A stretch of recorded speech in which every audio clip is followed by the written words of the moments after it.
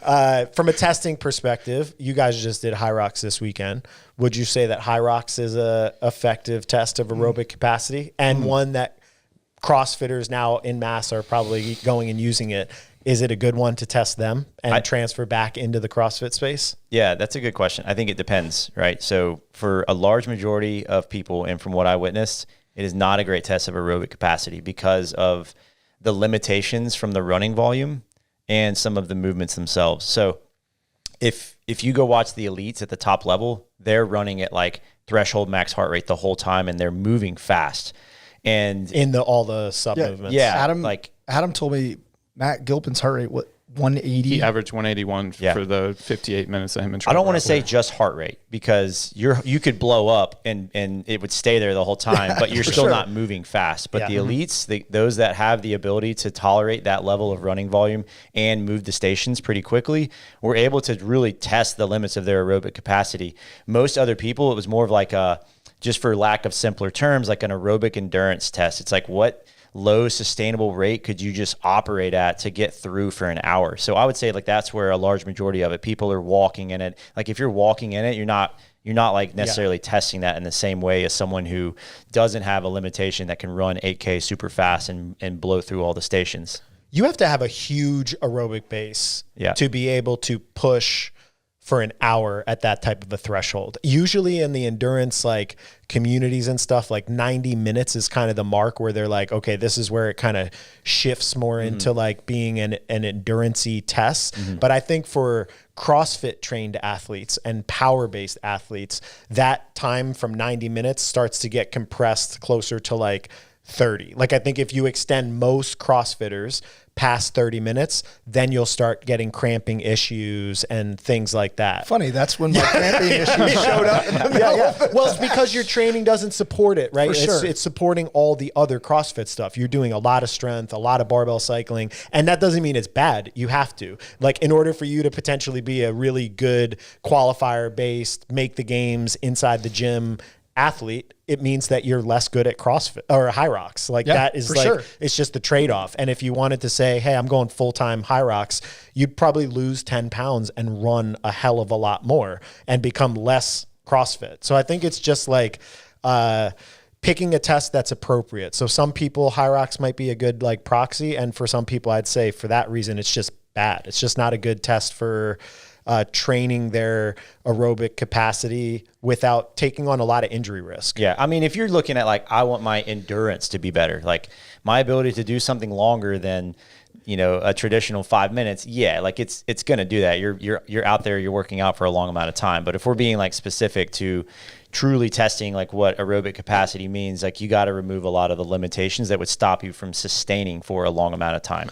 Yeah. Another thing too about, and we have a test coming up in our upcoming cycle, which I think we'll talk about a little bit more in depth, but with the Hyrox training specifically, like somebody say, okay, I'm going to train for Hyrox and have that be complementary to CrossFit. There's still a lot of mixed stuff in it that then makes it hard to program around. Like if you're doing rowing in your Hyrox stuff and you're doing skier in your Hyrox stuff and you're doing farmer's carry, but then you also have to do a bunch of gripping and hanging.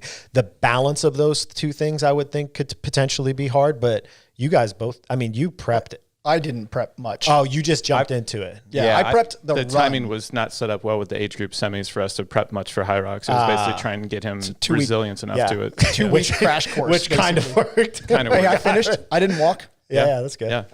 Yeah, I think that shows a difference. Like you had him prepped for 20-minute AMRAPs, but not for 8K of running. You know, both are endurance tests and like when you're defining it like in the sport in a sense, but obviously that just shows how different they can be. Yeah, I mean, my prep was very different. I did not do a lot of mixed work. I just focused on running and my ability to tolerate run volume because I just knew that the stations, the movements, sharing them, like we did that open. So like the weights weren't super heavy and the ability to share that with someone, I was looking at the time of it and I'm like, I'll basically run for 5 minutes and I'll take like a minute break. Like I just need to practice that. And it helped. Like I didn't start to cramp until the very last 1K. So for me, like that approach was very different. We were talking, Kyle and I were talking a little bit because so he qualified for the games. We've got over 4 months now, basically 17 weeks to be able to prep him for that. We were talking about after we were done with the Hyrox yesterday, like what it would look like to actually try and incorporate a little bit more of that style of training that stretches out the time domains a little bit longer, that stretches out the endurance metrics that he needs to chase a little bit longer, just kind of knowing his profile as an athlete and thinking about, man, that's a really kind of cool balance for where he's at in the sport. Because if we do that for maybe like the first 2 months of the summer, and then we're able to then on top of that foundation pile on the things that he's really good at. He doesn't have a ton of movement efficiency issues. He definitely doesn't have any strength limitations, especially if we give ourselves a chance to be able to touch those guys in the build-up, right? So thinking about aerobic capacity and how it's tested in Hyrox is actually really good for Kyle at some point. But for a CrossFitter, you need to make sure that you're understanding how to approach it and also when to approach it. It can't just be right before a competition. Yep. You need to be able to layer on the CrossFit on top of that. If he doesn't touch a barbell for 2 to 3 weeks out, like we know that his strength expression inside of the CrossFit sport is going to limit. So knowing how to train, like how to incorporate Hyrox style training for a CrossFitter is really, really, really useful, I think, but also like when to put it inside of somebody's training is also really useful. Yeah, I think there would definitely be a helpful carryover for someone like me specifically because of the contraction volume and the mixed nature of it. And let's just be honest, the engagement of it, you know, like if you're giving me progressions that don't necessarily have a meaning or a test that I'm not excited to pursue, then my motivation and my ability to push and suffer through longer training and then more endurance-based progressions is much lower versus, all right, I know I'm going and doing this test or racing with someone. Like, I think it's a good opportunity to keep the engagement really high. You see that a lot with CrossFitters who feel like they need to do aerobic capacity work or endurance work is like they'll sign up for a triathlon or they'll sign up for a bike race or a 5K. Like just like what you said, that test retest is so vital to be able to give some meaning to the training. It's one thing to say, I need to improve my aerobic capacity. It's another thing to say, I'm going to test this metric in 6 weeks so I know that I'm getting better or not. Like that's really valuable. And Hyrox can serve that purpose, I think. I want to, go ahead. I was just going to say you have to have the test. Like that's, I think, especially for a competitive CrossFitter, like competition and even competing against yourself, like we talked about in the last podcast, is something that provides meaning, and having that meaning means that you're going to go harder. Yeah. And that's the reality of CrossFit as a sport, is like we're competing in an intense sport, and to improve your ability to be intense, you have to train with intensity. This is a good segue, but we've been talking about Hyrox being a good training platform for testing aerobic capacity in some capacity.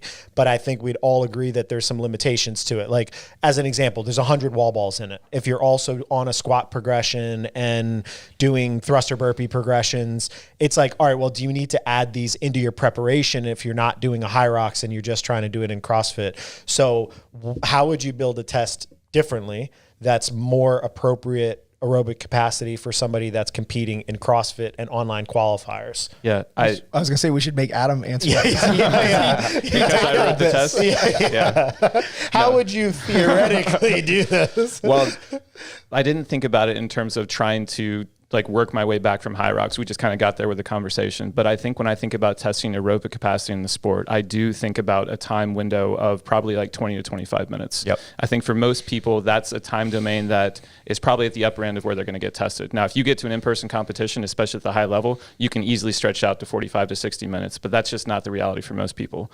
So in my mind, I'm thinking 18, 20, 25 minutes. Let's try and live in there. Let's try and keep the effort up as high as possible. The other difference with Hyrox is just the run volume in general. I don't think there's very many CrossFitters out there that need to be running probably 20 to 25K per week. I think it's going to take away from too much of the other stuff that they need to do, and it's going to have too much mechanical wear.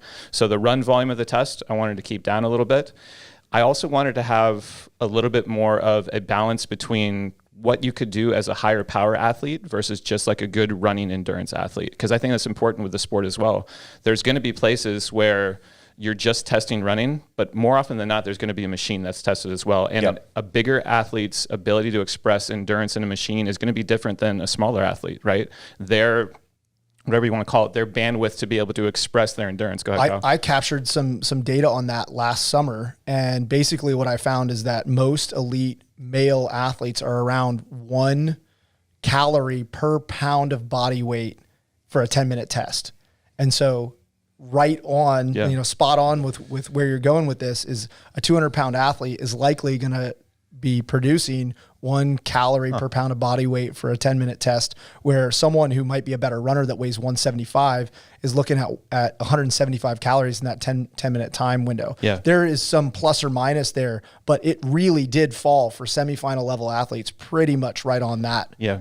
So you basically just can't ignore the fact that a bigger athlete, when they're tested on a machine, they're going to have an advantage. Absolutely. And it's just kind of goes back to the idea of always inside of CrossFit, you're trying to figure out where your separation is, where your weakness is, where you need to kind of like game plan and like manage damage as much as possible, but also where do you need to like stretch your advantage as much as possible. So I wanted to try and have that balance in there. So I was going to ask, let's